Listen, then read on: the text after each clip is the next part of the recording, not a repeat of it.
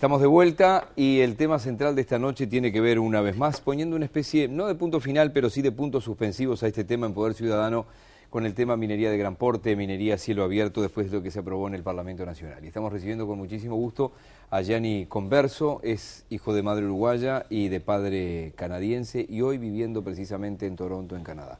Gianni, buenas noches, gracias por estar acá. ¿Qué tal, Miguel? Un placer y gracias, Gabriel, también por la invitación. Bueno, bienvenido. Has hecho una recorrida maratónica por todo el país, que va a seguir unas horas más o ya terminó. Bueno, tenemos la última presentación mañana a las 6 de la tarde en el cine universitario. Y con esta presentación en Montevideo cerramos la gira por el Uruguay, que nos ha llevado a varios departamentos. Hemos tenido la chance de interactuar con mucha gente del interior y poner el tema de la minería a cielo abierto sobre la mesa, ¿no? Bien, ¿cómo llegas al tema? ¿Cómo llegas a pensar tengo que hacer un documental con esto?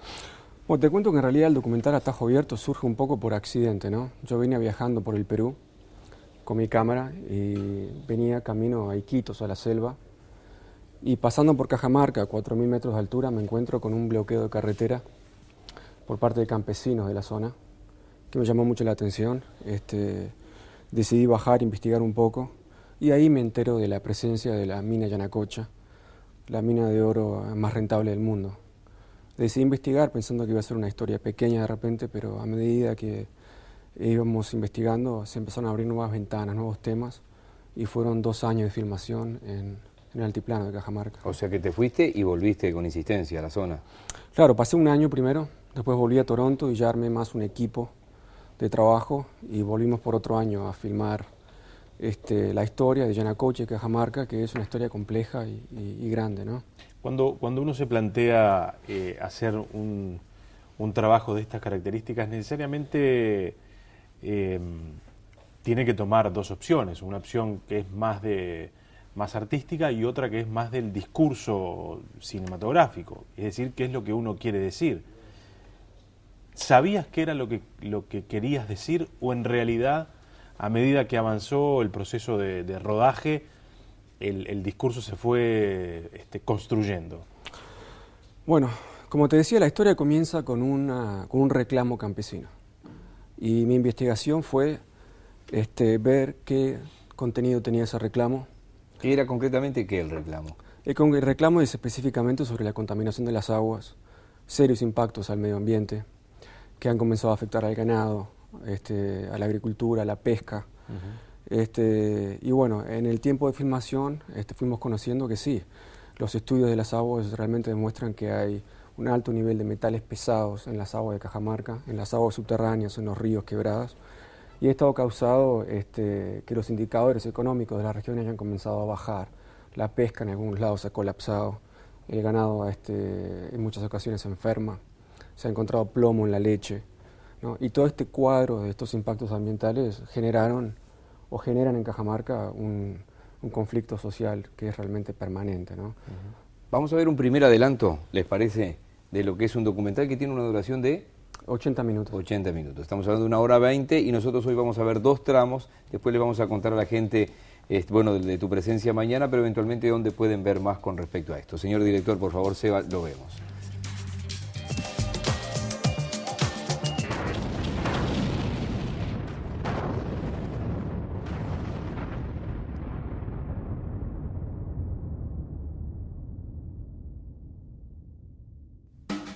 La actividad central en la minera de oro es la remoción de tierra.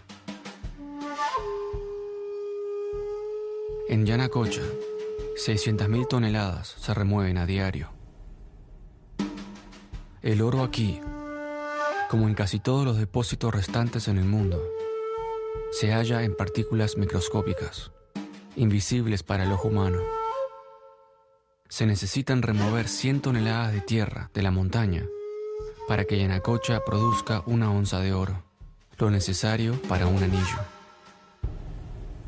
The mining process is to mine large volumes of material, which is fairly low grade, through blasting and digging the rock into a truck and putting it onto a leach pad, which is lined, trickling a cyanide solution over that rock.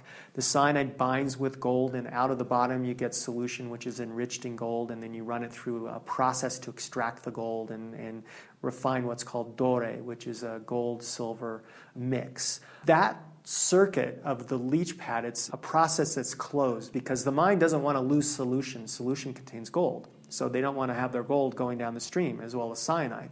So they have an interest in keeping that circuit closed. That said, there is some residual cyanide that gets released to the environment. It's going to happen. There's a large volume of water that's handled, and there's a large volume of cyanide for a mine of this size. In the case of this particular mine, because the entire plateau contains one or more massive aquifers that would be considered a regional scale aquifer. The biggest problem is the cyanide getting into the aquifers and the drinking water supplies. And because it's in a relatively temperate zone where there's quite a bit of rain, they're going to have a chronic problem controlling stormwater and water coming off the mine. And very low levels of cyanide in water can cause serious health problems to humans and other animals. La constante extracción de oro en Yanacocha ha llevado al Perú a ser uno de los principales productores del mundo. Con los precios del oro en alza, el valor total de todo el oro extraído hasta el momento de Yanacocha asciende a $30.000 millones, el equivalente a la deuda externa del Perú. Esto va a ser un disparador para una cantidad de cosas. Me estaba preguntando cuando veía esto nuevamente si los españoles se dieron cuenta de esto sin satélites y sin nada hace casi 600 años o cayeron de casualidad allí, 500 años, porque en realidad España, lo que fue toda la etapa de colonización, tuvo, bueno, a Cusco obviamente, o al Cusco como la capital del imperio, pero a Perú como un eje muy importante. Pero eso son cosas de mi cabeza que me quedé pensando cómo cayeron justo allí. Una cantidad de preguntas tenemos en base a una cuestión.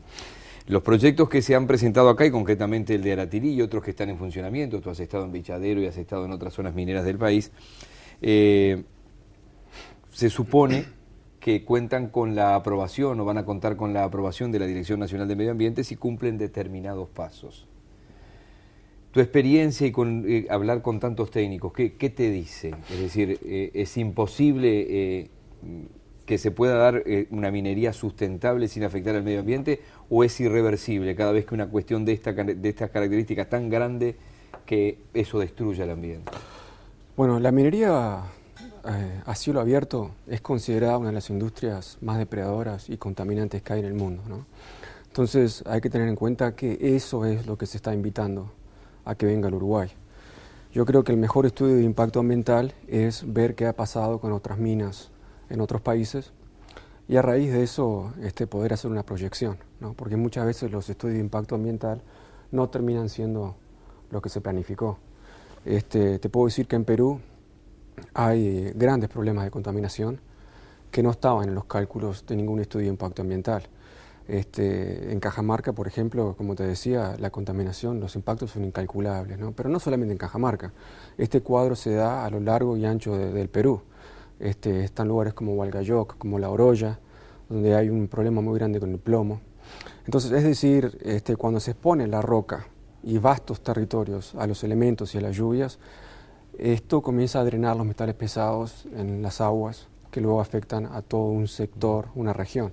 O sea, se está destruyendo lo que es un ecosistema, ¿no? En el caso uruguayo ya hay una mina a cielo abierto que extrae oro y que sí utiliza cianuro. En el caso de Aratirí no sería el caso porque no se va a utilizar este material, sino que el proceso de separación del metal de la roca va a ser otro. Tendrá otros impactos seguramente, pero no el del cianuro y no el del drenaje del cianuro a las aguas, porque no contendrá, digamos, Claro, en el caso de Aratirí hay que tomar en cuenta que ciertos principios básicos de la minería son los mismos que están en Yanacocha y en otros lugares. Esos principios son los tajos abiertos, ¿no?, que exponen los minerales al medio ambiente, Y otro principio básico que es el mismo es la acidez de las aguas, ¿no? Al exponer la roca a los elementos, el pH de las aguas va a ir bajando. En Cajamarca tenemos ejemplos de pHs que han bajado a 3 y 4 y sabemos que la trucha, por ejemplo, muere con un pH de 5. Es por esto que la pesca en ciertos lugares de Cajamarca ha colapsado. Yo visité piscigranjas que ya no funcionan, que han colapsado justamente por las aguas ácidas que drenan del complejo minero, ¿no? En una amplia entrevista que el presidente Mujica le ha dado al semanario Voces en los últimos días, el presidente responde a una duda que hay, o que por lo menos yo tengo, ¿no? Acá hay gente que dice, está el hierro allí y hay que sacarlo a como dé lugar. El presidente es más explícito, el presidente dice que el que dice que no hay que sacarlo es tarado. Es decir, lo dice en español antiguo, él dice así el presidente. El que, si tenemos el hierro ahí hay que sacarlo, el que diga que no es tarado. Después están los que dicen, bueno, ustedes andan en auto y los autos son metálicos. ¿Cuál es tu reflexión con respecto a determinado tipo de extracciones? Bueno, con respecto a la primera parte de la pregunta de lo que dijo el presidente, yo creo que no hay que prestar mucha atención a ese tipo de comentarios, ¿no? Yo creo que tenemos que hablar de forma seria porque la industria que se trae del Uruguay es una industria que tiene serios impactos. Claro que tiene que haber minería en algunos lugares, pero en el Uruguay tiene que verse como país, ¿no? Y no es que uno está en contra de que vengan inversiones. Lo que se está tratando de hacer, o lo que proponemos, es que se filtren estas inversiones y se desarrollen esas que están en línea con el modelo de país que la gente quiere, ¿no? Entonces, en ese sentido, nosotros pensamos que el Uruguay, que tiene tierras productivas, ¿no?, que tiene un buen nivel de vida en comparación con los países de la región, tiene que estudiar este tema a fondo, ¿no? Está el caso de Costa Rica, por ejemplo, que prohibió este tipo de minería justamente porque se dedicó a otro tipo de desarrollo, al turismo, ¿no?, a la agricultura. Es un país que recibe muchas inversiones y yo creo que el Uruguay tiene que estudiar esto y verlo como país y ver si esto nos puede costar más de lo que podemos ganar. En la segunda parte con él, Gabriel, vamos a ver lo de Costa Rica. No sé si quieres dejar planteado alguna pregunta. Sí, no, básicamente una duda. Estas tierras que veíamos, hablando estrictamente del caso peruano, ¿qué tipo de tierras son? Es decir, ¿allí había producción de algún tipo antes de la minería o eran tierras anteriormente improductivas? Son tierras donde viven, bueno, en Cajamarca viven para empezar 1 millón de personas, ¿no?, que se dedican a la agricultura. Y Cajamarca es conocido en el Perú como el departamento lechero, ¿no?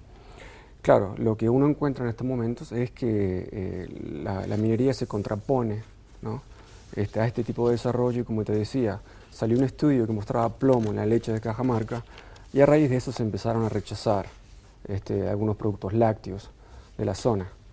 Entonces, claro, es una sociedad campesina que vive directamente en contacto con la naturaleza, ¿no? Bien, antes de ir a la pausa, les cuento que Uruguay, más ancho que nunca. Antel lleva banda ancha a todos los hogares rurales, porque con mejores servicios de Internet rural se generan más oportunidades de desarrollo para Antel. Banda ancha rural, Antel, avanzamos juntos. Y avanzamos hacia nuestra segunda pausa y venimos con Gianni Converso para ver lo que pasó en Costa Rica y para ver algunas reacciones a lo que es la presentación de su documental, por ejemplo, en países como México o Estados Unidos. Ya venimos.